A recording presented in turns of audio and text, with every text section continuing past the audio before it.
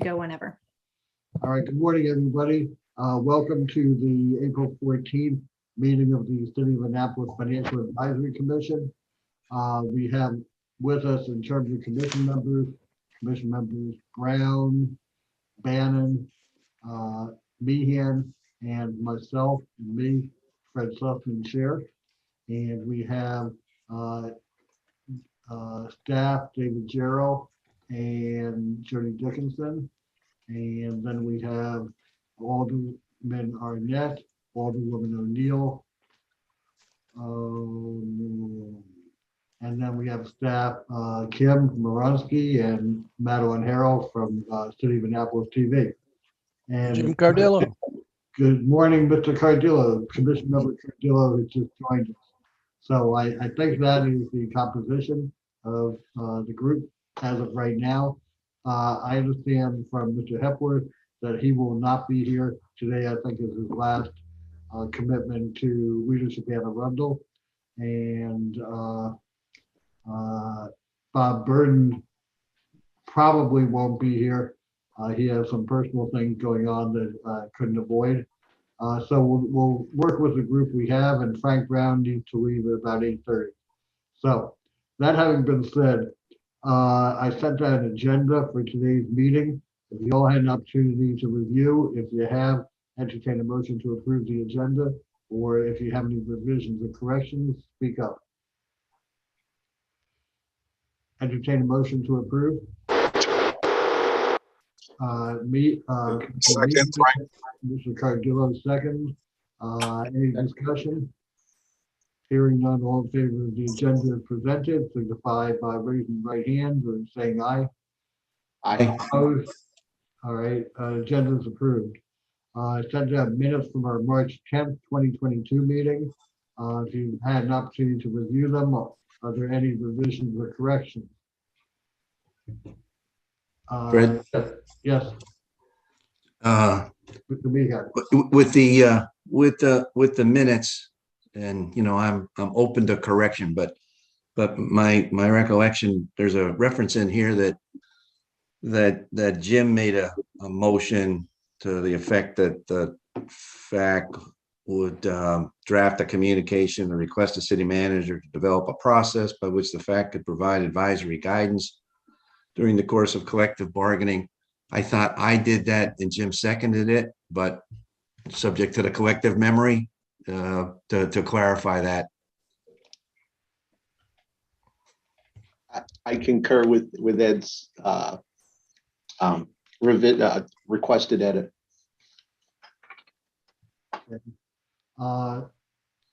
Commission members, any objection to that edit? Hearing none, I'll entertain a motion to approve the minutes as presented, subject to the edit just noted. Moved. Mr. Cardillo moved and seconded by Mr. Meehan. Discussion? Hearing none, all in favor signify by saying aye or raising your right hand. Aye. Opposed? All right, the minutes are approved as presented. Thank you. Let's jump around a little bit. I want to hold the CAFR discussion for just a couple minutes because that's going to take longer. Mr. City Manager, anything new on the Resiliency Authority? No, the county's continuing to attempt to hire a executive director. So that is still a work in progress, and that's the first step that has to happen in order to get that whole project moving. Okay. Any questions? Hearing none. Mr. City Manager, what's the status of labor negotiations? Anything you can report to us on that? They're still ongoing. So none of the three sets of negotiations have been wrapped up yet. Still ongoing. Okay. Have you given any thought to the discussion that we had last time that was followed up on, to see if there's any role that you think that the FAC can play in providing guidance and advice during the bargaining process, rather than just receiving the final agreement and commenting on that. The short answer is no, I have not given that thought. I'll give that thought after we wrap these negotiations up about, what are the lessons learned as we've gone through this and what can we do better. But that would be sort of a holistic look, including what the fact rule might be. Okay. Any questions, City Manager? Hearing none. Mr. Cardillo, anything on the Audit Committee? Last Audit Committee meeting was on March 21st. We were presented with a matrix of departmental performance measures from 14 different functional areas of the city operations. In summary, many of the reports were lacking. At this point in the year, we would have expected at least 2 quarters of data, and many of the departments had not completed their data. This was a bit of a challenge for department heads because we were looking at old performance measures that were developed during the FY22 budget process. But during that fiscal year, the city also implemented a new performance-based measures standard, and it was a little challenging for department heads to map their old performance measures to the new. So there was a bit of a challenge there, but in a nutshell, there's some work to be done on the monitoring and maintenance of performance measures on an ongoing basis. Okay, thank you. Any comments or questions for Mr. Cardillo? Yes, City Manager. Yeah, and Jim, I would just add to what you said that there was also discussion of updating the strategic plan, that the strategic plan is really an important factor in establishing performance measures. So the cart's before the horse right now. So I think that the Audit Committee agreed that we would reach out to Forest Consulting, which is the firm that helped us last summer to develop the new performance measures that Jim mentioned, to start a process of updating the 2012 strategic plan that we have in place that was never actually ratified by the council, but to start that process. So we have actually reached out to them, or waiting for a proposal from them to do that work so we can move forward with that. They would then circle back after that whole process of establishing the strategic plan to again look at the performance measures and make sure that they're in conformance with the new strategic plan. The other comment was that we just have way too many performance measures, which I think is very valid. So that just makes the reporting even more difficult when we have so many of them. So that's another process that has to happen, is to winnow those down to a more reasonable number that really reflect what the performance of the departments are. Thank you. Appreciate that follow-up. Other comments? No? Okay, we'll move on. And let me come back to the Finance Director, Jody. Let me turn it over to you for discussion about the comprehensive financial report. Yes. I sent, I have a PowerPoint, not too long, I think it's 10, 11 slides that I was going to go through. I sent it to Madeline. If she can share it. If not, I have it here. I'll have to move it over. Yes, I can share it. Okay. The task was to review what we now call the annual comprehensive financial report. It had been CAFR, but the acronym pronounced was, they felt it resembled an offensive term. So they went to the task of trying to figure out another name, and they just switched the 2 first words around, and here we got it, ACFR. So now it's, I'm sorry, what? Now, as I say, so we got to get away from thinking about Yeah. top staffers, Yeah, right? CAFR and then the ACFR. So Right. it's hard for me sometimes too, because it's been decades of calling it the other thing. So it's the ACFR, and you wanted to review the 21 ACFR. It got published right at the end of March. Again, this year, slower than we would have liked to have it out. We need to get this out in December. In my tenure, we've come close once, and we got it out at the end of January. But with the pandemic and its effect on my staff and on the audit team that comes in and does the audit, it's been rather slow going with the deadlines, because they're very busy too, and they've got staffing issues as well as, recruiting issues of staff, and the timeline has been stretched. But we hope to get this out earlier next year.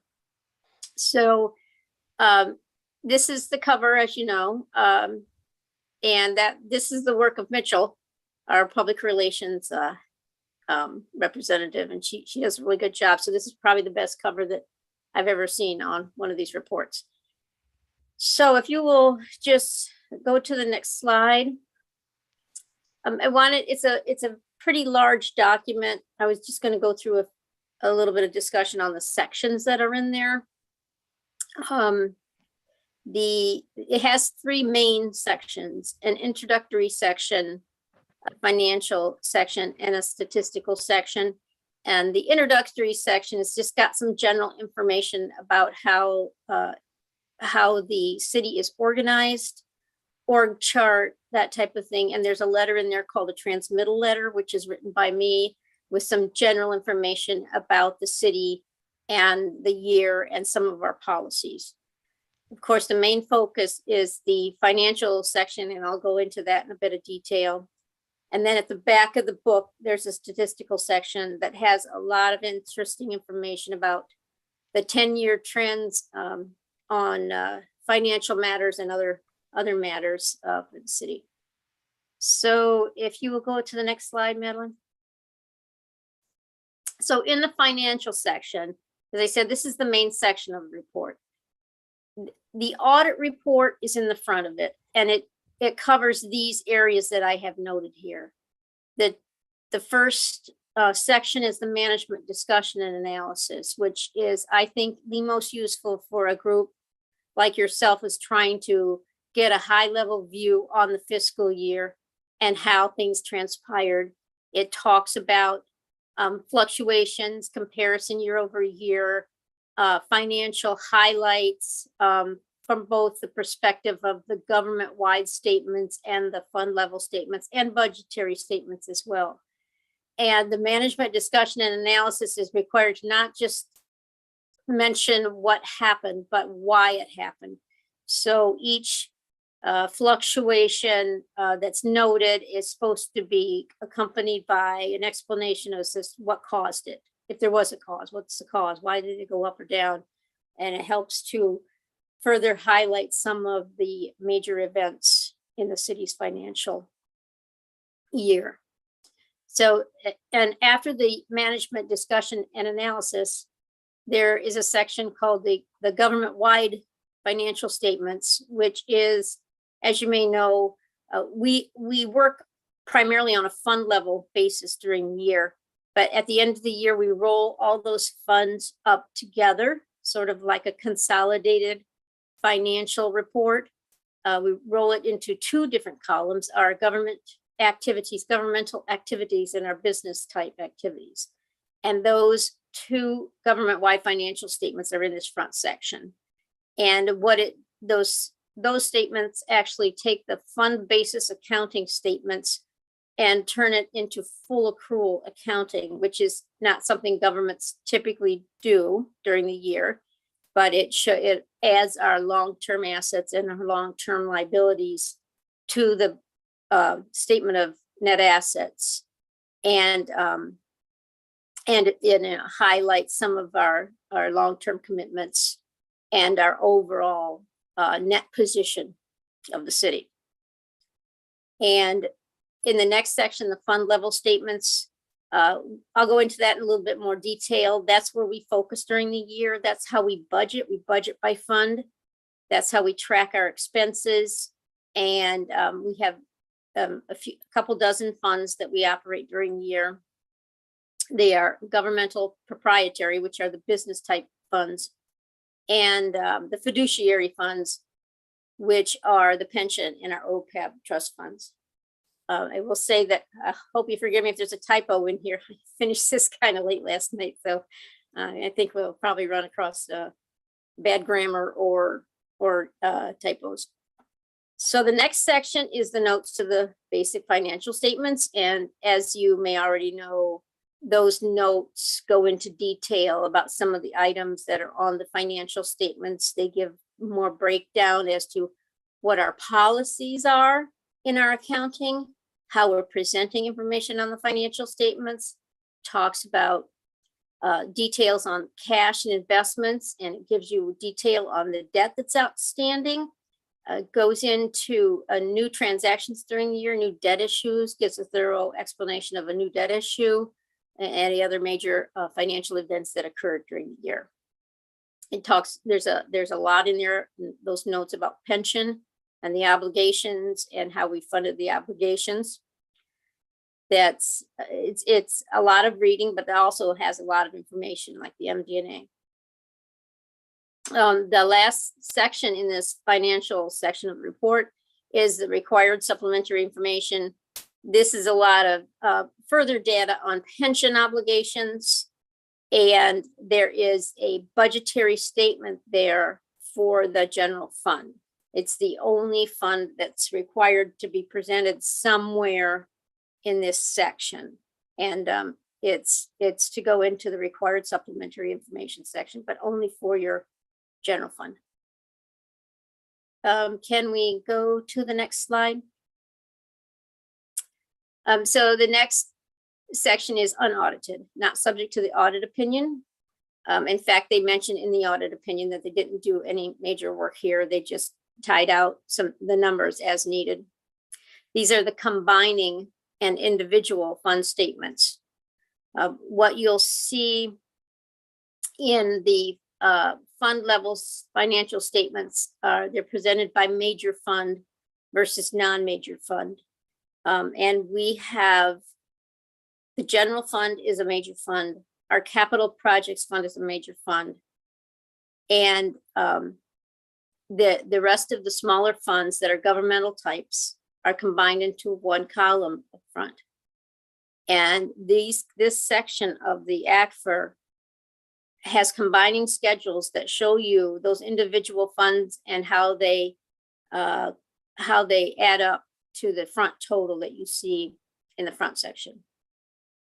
And we also have, as you know, our proprietary funds, which are our business type funds and our internal service type funds. And the proprietary funds, there's 6 of them, and they are all shown individually in the front because they are all considered major funds. Except for 2 of them, the watershed and the refuse fund are combined into one column, and those are broken out back here in this section, so you can see each fund individually. The internal service funds, there are 4 of those, though, and they are combined up front.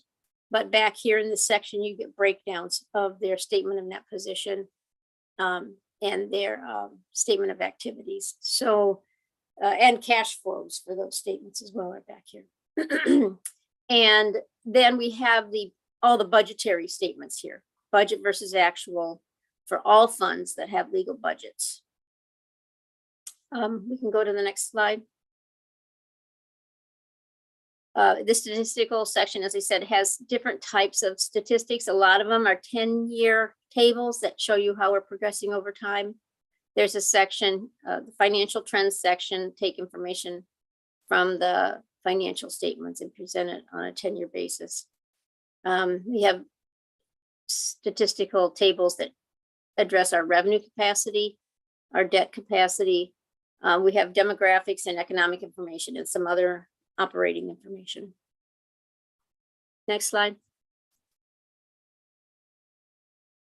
So I talked about the MD&A earlier, and there's a section in there called financial highlights. It's right up front, and it's where we're to highlight everything that you believe is major in the financial occurrences of the city. And so I'm going to review a couple of the financial highlights here. We had a decline in revenue sources in FY21. As we formulated the budget in the spring of FY20, the pandemic hit. And before we issued the budget, we trimmed back on our revenue estimates and our expenditure estimates to match. And as we got into the fiscal year, it looked like there were going to be further threats to our revenues. So we took a lot of care during fiscal 21 to keep our expenses intact, in control. And what we're seeing in fiscal 21 as far as revenue is concerned is our tourism, recreation, some of our taxes and our building activity, and of course, interest earnings went way down. But other sources such as property taxes, income taxes, and our occupancy taxes stayed strong, even some well above what we had estimated. So the result was that the revenue ended the year overall in line with our budget, very close, as a matter of fact. That I think is like less than $10,000 if you look at the budgetary statements. But as I said, during the year, we can't always see how it's going to end up with the revenue. So we were continually controlling expenses within the year, and mostly through a turnover savings and keeping positions vacant for a few weeks until we advertised them. Further, we had some budgetary savings because many of our employees were working remotely during that time. And that saved from an operational standpoint, electricity, building operations, that type of thing, that weren't as costly because of that. So that together with the revenues right on target and the expenditure savings, we had a good year, and we were able to add to the fund balance in 21. Not a lot, but a bit.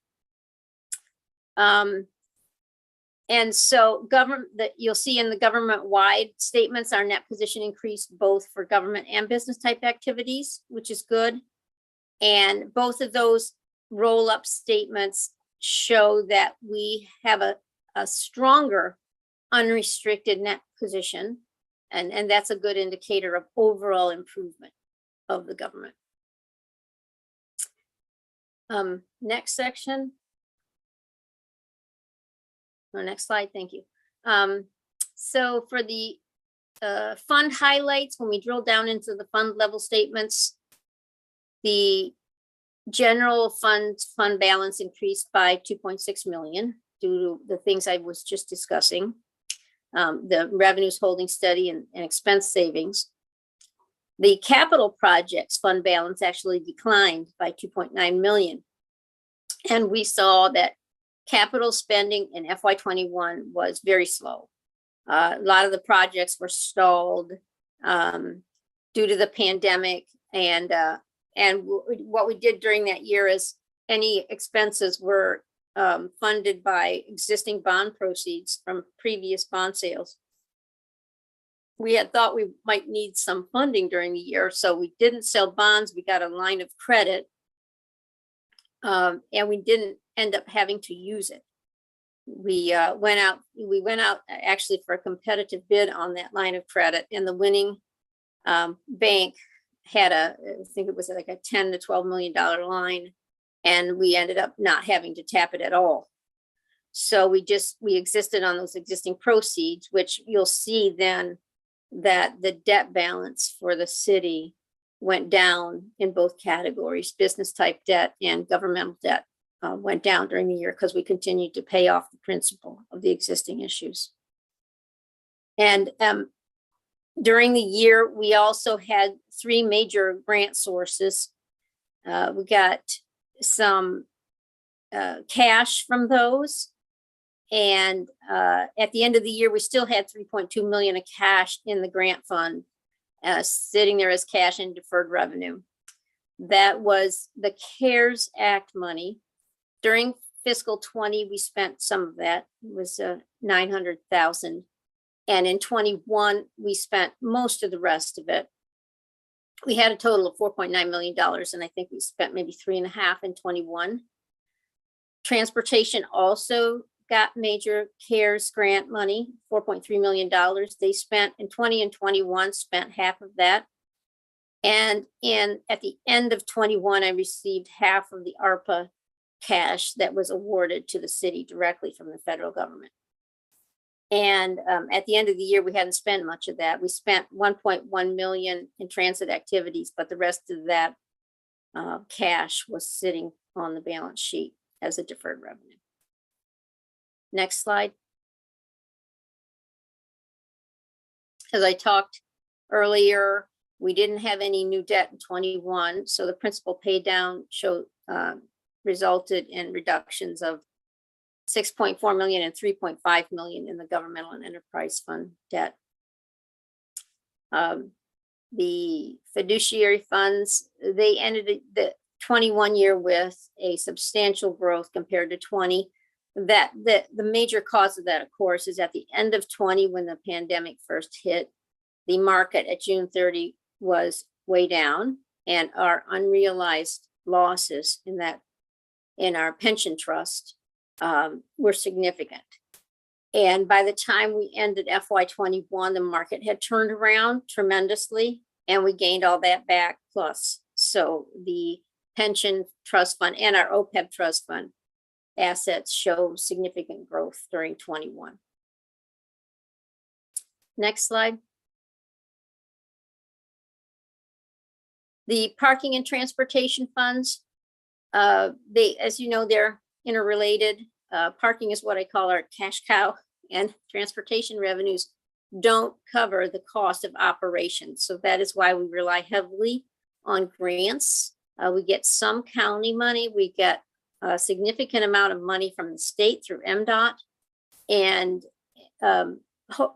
gladly, in 21, we had a lot of federal revenue that was coming through the state to us as well to help us with operations.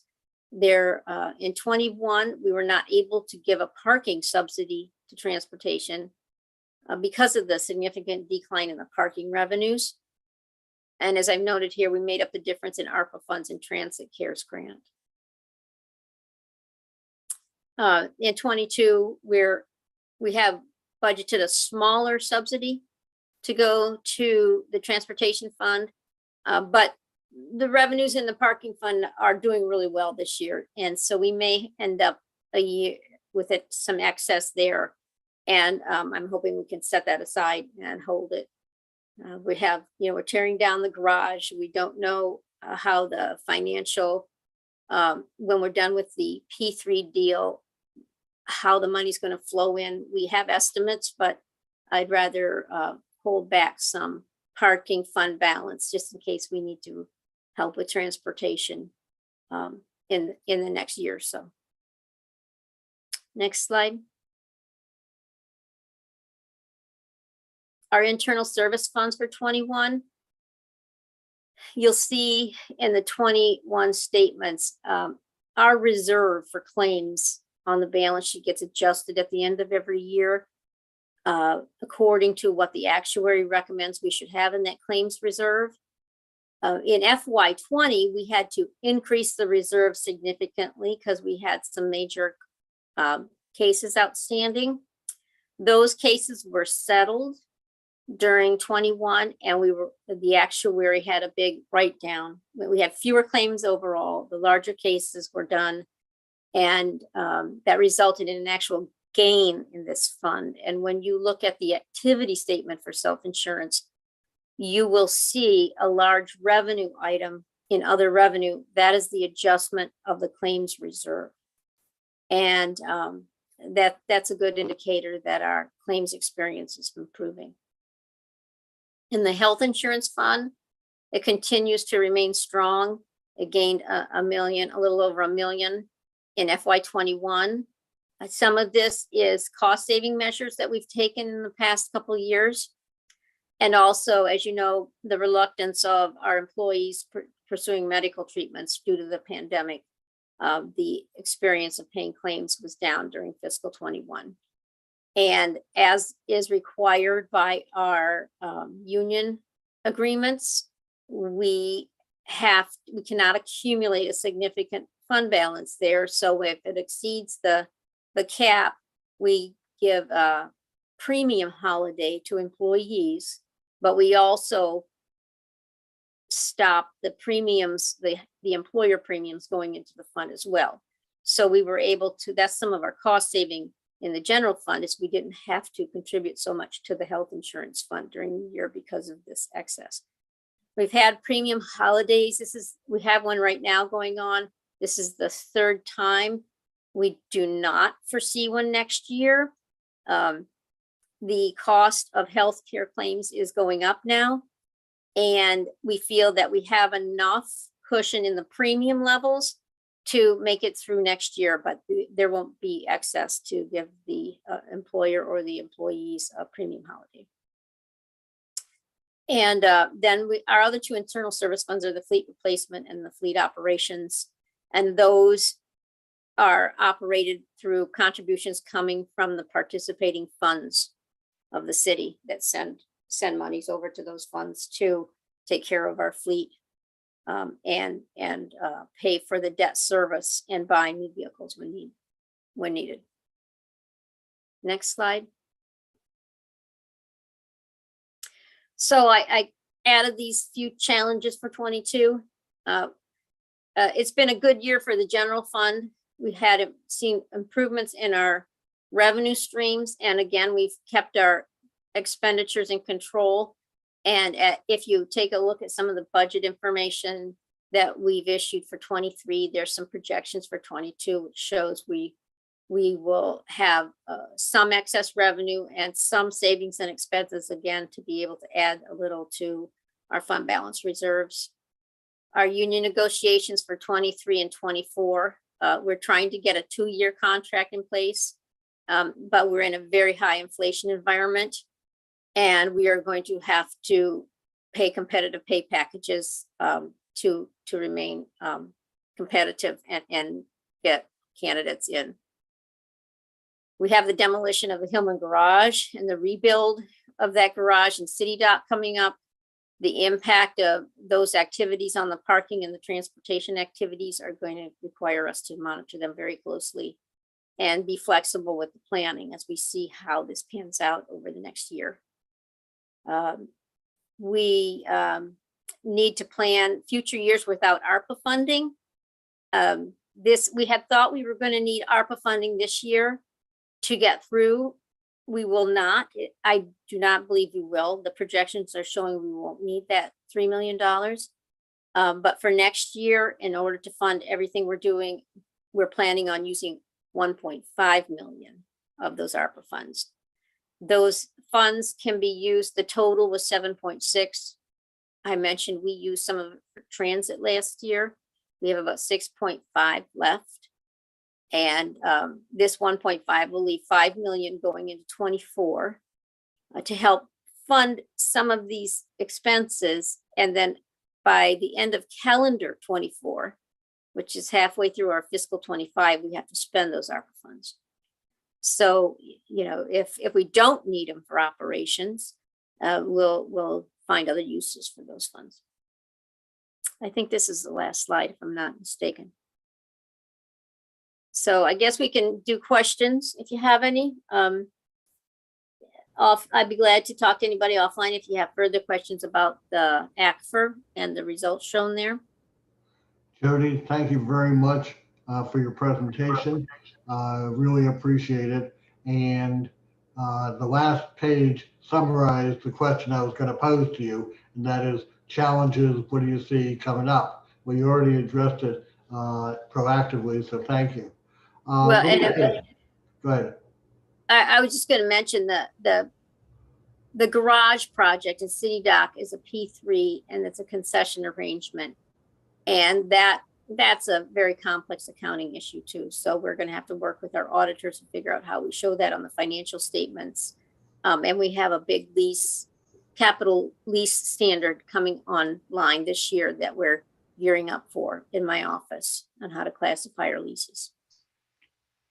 Let me ask this, Jody, would it be possible for you to send out a PDF of your presentation to the commission members? That would be, I'd like to, even though it's following along with you, I'd like to, leisure, read it and try and digest it a little bit. Okay, I did see one typo. Maybe I'll correct it before I send it to you. We'll excuse it for one typo. That's all there is. Yeah, I finished that at about midnight last night. As you know, we have our work session coming up this afternoon for the budget, and we were working on a PowerPoint for that one too. Okay. So, commission members, questions, comments, and I know that the ACFR now is 169 pages, and I don't expect everybody or anybody to read it all, other than any of those of you who are really, really interested in digging into it. But I think Jim's given us a good overview, but I'll be happy to entertain questions and comments you may have for Jody at this time. Jim. Thank you. Thank you very much, Jody. This is really great. A couple of questions. If I could go back to slide 6 for a second. If Madeline could pull up 6 again.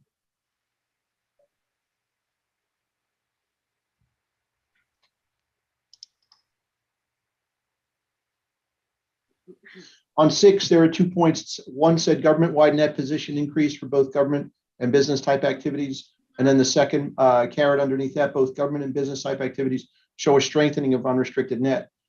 My question concerns both of those. How much of the improvement in the net position on both government and business activities is attributable to either one-time revenue sources or is attributable toward costs being moved out of those activities because of one-time funding such as CARES or ARPA?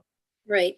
So the effect on that position there is there will be none. As we get these new sources in, we put them in a deferred revenue account. And then as we spend the money for those purposes, we recognize the expenses and the revenues. So revenues and expenses in the grant funds typically offset each other directly. Right. However, in 21, we were able to use some of the CARES funding for public safety salaries.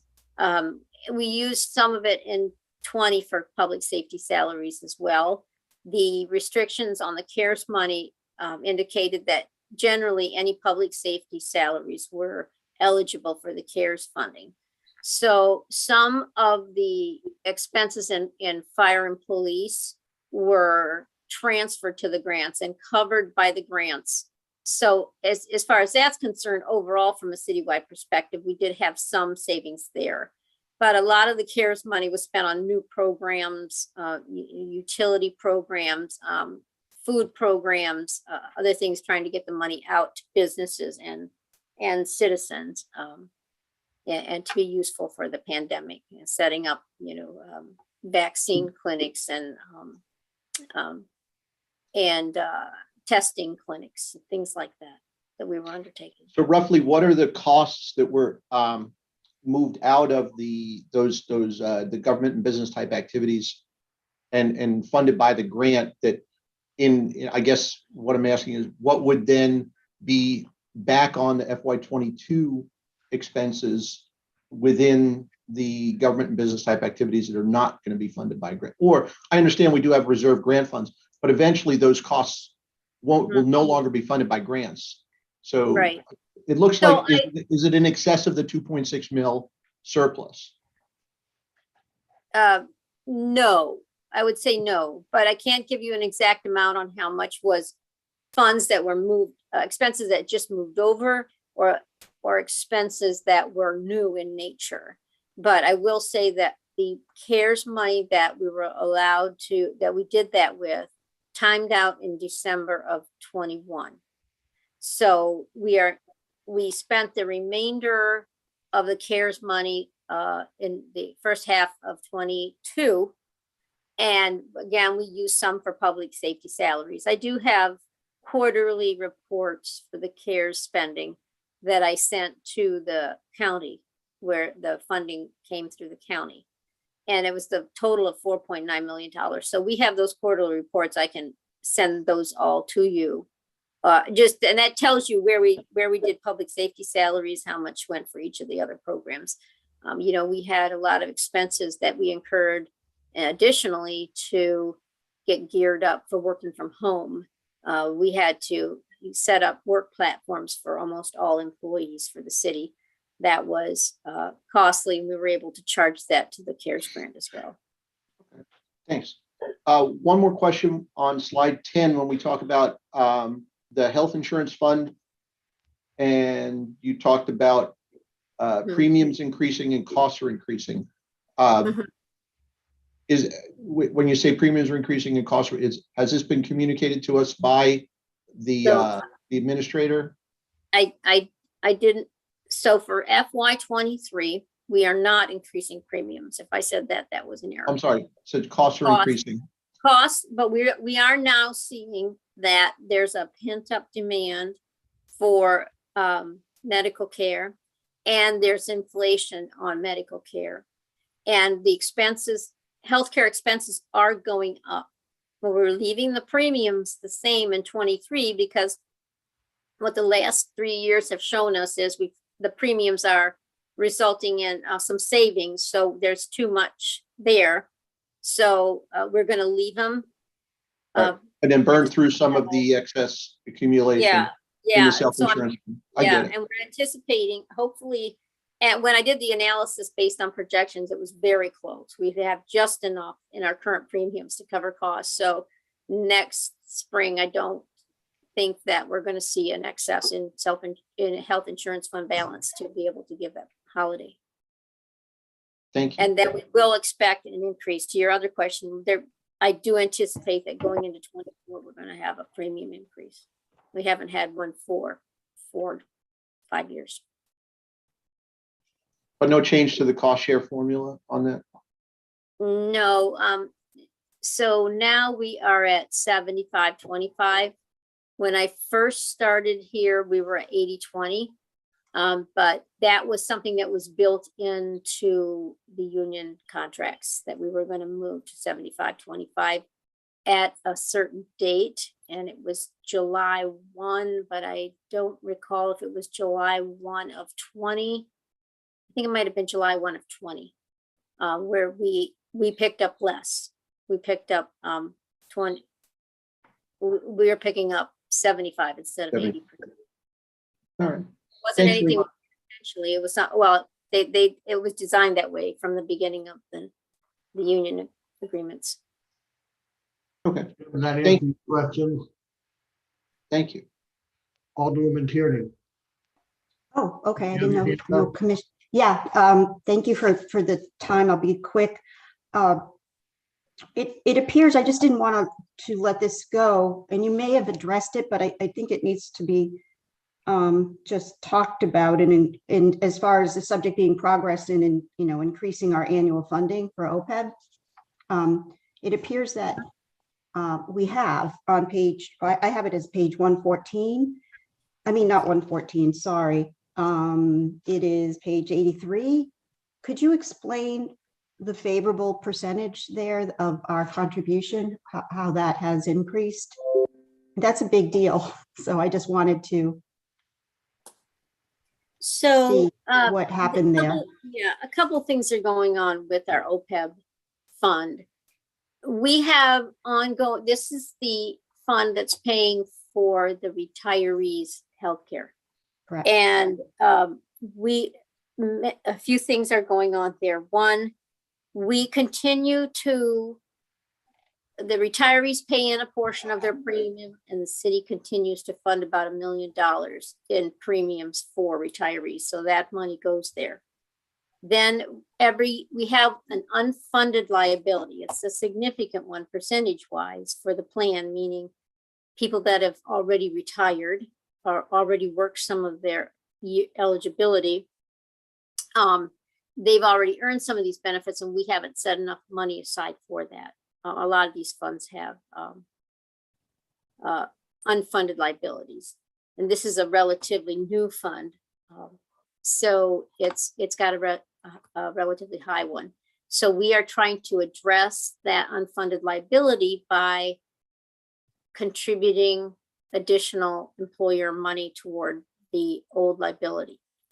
And we send this right to the trust to try to build the assets. And we started back in 19 was the first year we did this general contribution. And we've been increasing it by 25 or 50,000 every year to build that contribution level up. So that's obviously helping. But what also has helped this fund is that before my time, there was a change in the plan where we limited who can get into OPEB.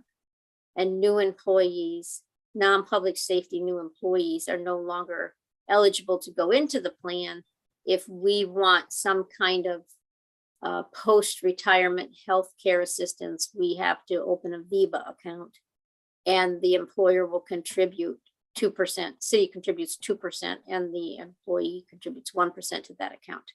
So there's not the new entrants to the fund have been significantly reduced. So that's also helping the status of the increasing.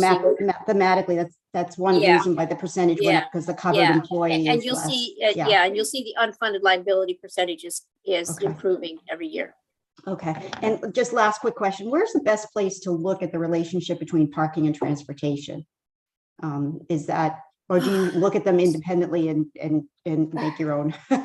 Well, they are, if you look at the proprietary statements that are up front, let me see the page number.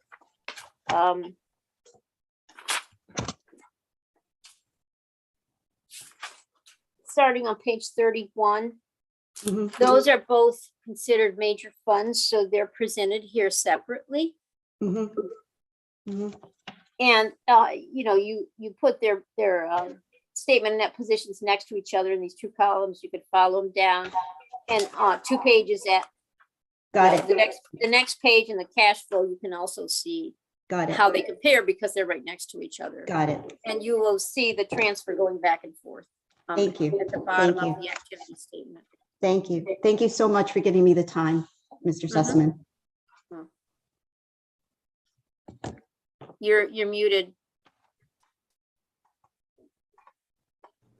I said, sure, anything to add to the common understanding. So appreciate your interest and your questions. Other questions or comments on Jody's report on the ACFR? No, thank you very much, Jody. And I would encourage, if anybody has any other questions as you're perusing the document, feel free, to reach out to me or to Jody with those questions. If you reach out to Jody, please copy the rest of the members of the commission on it, so we'll know, what issues are concerning you and the responses that we get. So thank you very much. Moving along on the agenda, I guess Mr. City Manager, yes, Frank. I've got to go. Okay, thanks for staying with us as long as you did. Appreciate it. Thank you. Bye-bye. Okay. Mr. City Manager, anything happening with respect to the pension and retirement benefits review? As I recall, there was some talk that we sent the letter to the city council, and then I thought that there was going to be a look to see about a consultant, or we're not quite sure where we left it and where it is today. Yes, so Director Dickinson and I have talked about that. Right now, our plates are full with labor negotiations and the budget, but as soon as that wraps up in July, I think we're probably going to use Boomershine, who is our consultant, to do the study. So that's our plan right now. We have not asked them for a proposal to do this yet. That would be the next step. But as soon as we come up for air from the budget and labor negotiations, we will do that. So that's the plan right now. Anything you want to add, Jody? So I'm not going to down. I was trying to remember our attorney's name. that we have used for benefit plans in the past is also a source of determining what's the best type of plan if we were to go to something else. And the cost related to that, together with the actuary at Boomershine, would be able to do a projection of how this might help us and save us. And from the legal perspective, we have a 401A plan already that we're no longer making contributions to, and whether or not that can be altered in some way to incorporate a defined contribution plan for the rest of the city employees. And so those two resources together, the benefits attorney and the actuary, will help us with the project. But this type of a change will require quite a bit of work, including possibly state legislation on our behalf to break us if we were going to divert from the state plan. So we have to do a lot of pre-planning on this time-wise. So it's at least a year out before we could have a new plan in place. Okay, great. But the first step is to determine whether or not there's any real need to do that fiscally and the available options to get there. Yeah, I would say available options. I think that defined contribution plans are much better fiscally for employers because we are, like it says, the contribution is defined and our obligation is measurable and predictable. And so we give in a certain amount of funding and that's our obligation. And we don't bear the fluctuations of the investment market in that situation. So those are fiscally stronger plans for the employer. But as you know, around, at least in this state, public safety employees all have defined benefit plans. So it's good that is less likely to be an option for that group. But for our other group, there are many local jurisdictions that have gone to defined contribution plans for their non-public safety employees. So I think it's a real option. It's a strong fiscal option for the city as an employer, but we also have to look at the needs of the employees and how it affects them. Great, thank you. Any questions or comments for Jody on that? Hearing none. Ed,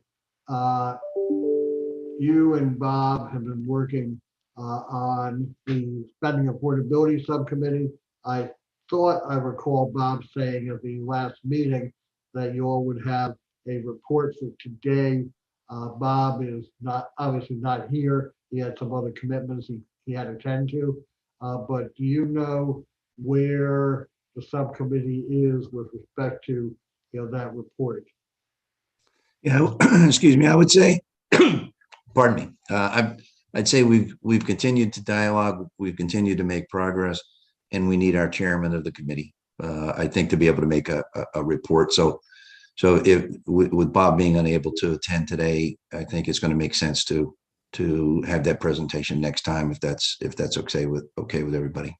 Well, I think that we don't really have much of a choice, but that tells us where we are, and I'll make sure that it's again on the agenda for next month. Okay, yeah, I think that'll make the best sense. Okay, any questions or comments?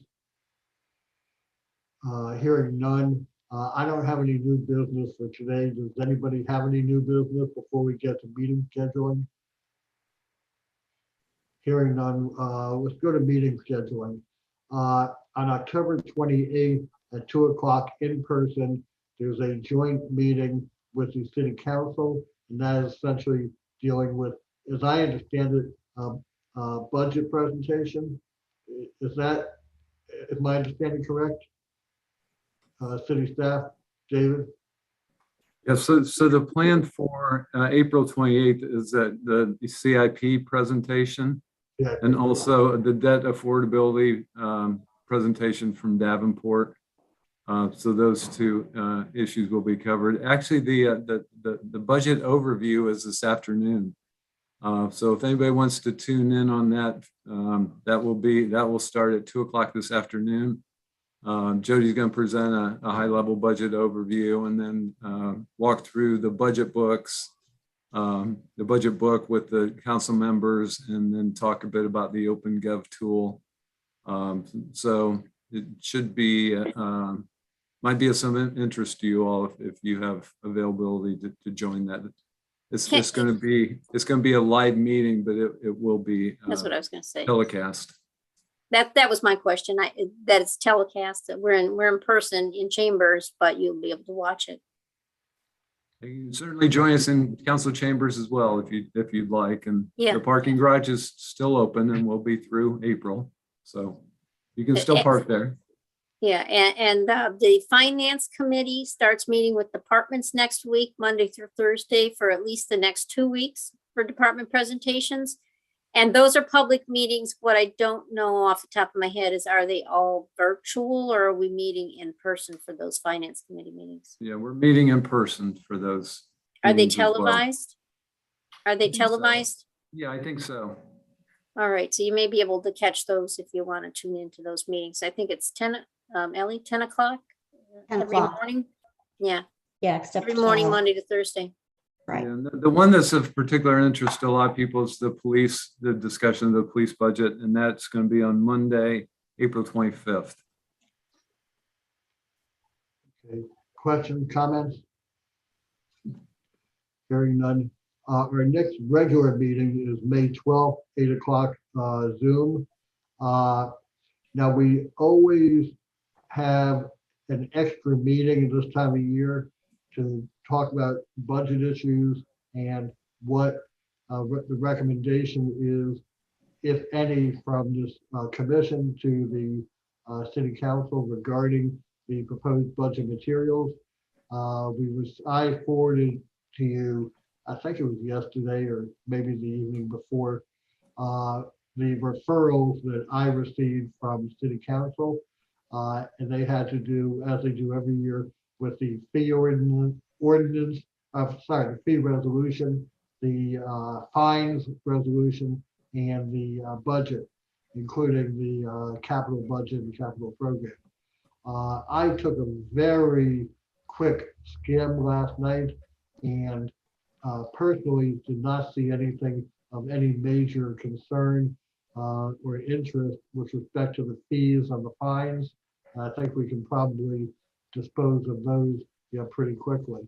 I did not have an opportunity yet to go through the rest of it, other than skimming through the budget ordinance itself, all 29 sections or whatever it was, and have not had an opportunity to go through the capital budget and capital program. Those are things that we'll do at our meeting. Now, staff, I'm trying to decide whether we have a special meeting relating to the budget before our May 12th meeting or after. Part of my dilemma is I am going to be out on the West Coast from the May 19th through 27th. That's essentially the week before Memorial Day through Memorial Day Saturday. So I'm not going to be available for any meetings during that period of time. And I would like to attend if possible.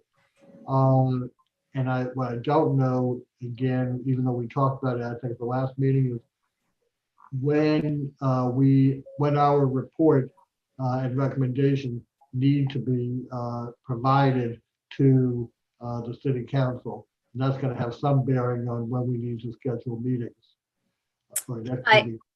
I see Alderwoman Tierney has her hand up. I don't know if it's to this scheduling or not, but on Monday, May the 9th, the Finance Committee delivers their final report to the council on the budget, and then the council begins to discuss potential amendments after that. So I would recommend that your involvement be before that, while the Finance Committee is in their deliberations for the next couple of weeks, that the FAC decides what type of recommendations they want to make, so they can all be made at the same time. Okay, Thank you for that. That's very, very helpful information. Taking that into account, having looked at my schedule, before the meeting, I am available May 3rd and May 5th for a special meeting. And that way, if we have a meeting on May 3rd or 5th, then if we need to finalize any actions or recommendations or letters, we can do it at our May 12th meeting. So Jim. Thank you. Yeah, with regards to a date for meeting, what's important for me is to have materials available 72 hours prior to the meeting. So I'm indifferent as to what date we meet. I would just like ample opportunity to review materials so our meeting can be productive. Well, let me say, I don't know if there'll be any more materials that have already been provided to you, to all of us, in terms of the referral materials. Okay, thank you. Yes, Alderwoman Tierney. You're muted. You are muted. Yep. I'm a little unclear. Your meeting, you said, was May 12th, and would we? My sense was to have a special meeting of the commission on either May 3rd or May 5th. Okay. So you will have a report to us before the finance committee report is due. So The we finance can, committee report is due when? yeah, May because 9th. your May report is very valuable to have. Well, then why don't we say May 3rd? I'm sorry, Ed. Sorry, Fred. On May 3rd, I've got a commitment. I'm scheduled to be in a trial on the 3rd, and it's supposed to go. In all likelihood, it'll continue on the 4th. It is supposed to wrap up on the 4th, so the 5th should work. There's always the possibility it'll spill over, but I think that's highly unlikely. So as between the 3rd, I know I cannot make the 5th. I believe I will be able to make if that is convenient for everybody. Looking around all the screens, does anybody have a problem with the 5th? Joe, do you have a problem with the 5th? Yeah, I wanted to add that you were talking about the 3rd, we have a Police and Fire Retirement Commission meeting that morning at 8:30. On the 5th, there's Finance Committee deliberations are scheduled beginning at 10 o'clock. So if we did this meeting early, we'd be able to fit it in because that meeting starts at 10. Now, I suppose that if the Finance Committee needs to deliberate, sometimes they'll finish up early. And I think that's their last day of official deliberation. So that's from 10 to 1. And so if we had the fact meeting that morning, it would be 2 hours. And it kind of sounds like, it might be a very involved meeting that you get into. And I don't know if we all need to be there the whole time or not. We may not need to be there through the whole meeting. Okay. And as well, I could have Katie sit in on the Finance Committee deliberations as necessary if I need to be at a different meeting. We'll make it work. I just know that on the morning of the 3rd, I'm unavailable. Okay. So it sounds like the morning of the 5th is what will work best. Nothing's going to be perfect. I understand that. So why don't we say the 5th at 8 o'clock? Okay. Jody, you'll be able to attend? Yes, I'll be there on the 5th. Will you be able to comment about different capital projects? Oh, yeah, or the operating budget or anything, other questions you have on the budget. The capital is out there. It's got all the projects in there. We'll have the debt affordability by then. And I think somebody mentioned that the budget information is already out there, but during the proceedings over the next couple weeks, the departments will put out new information. And sometimes the council asks us for additional analysis. So if we create that additional analysis, I'll try to remember to put you on the mailing list. And so you're getting all of the analysis that you need ahead of time, if there's any issues that you're concerned with.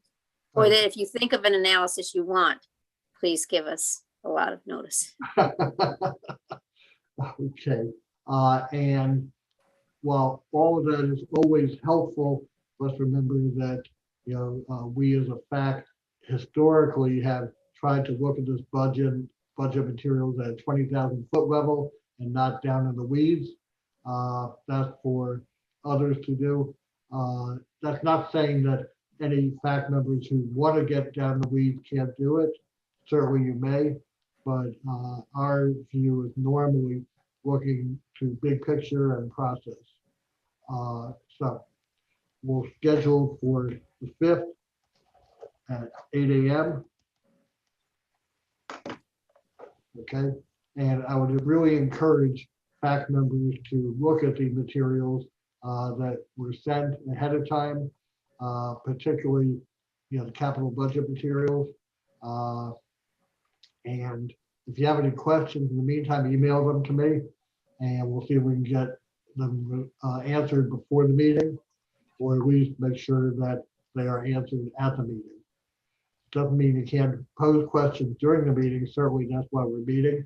But the more we can scope out ahead of time, the better off we may be.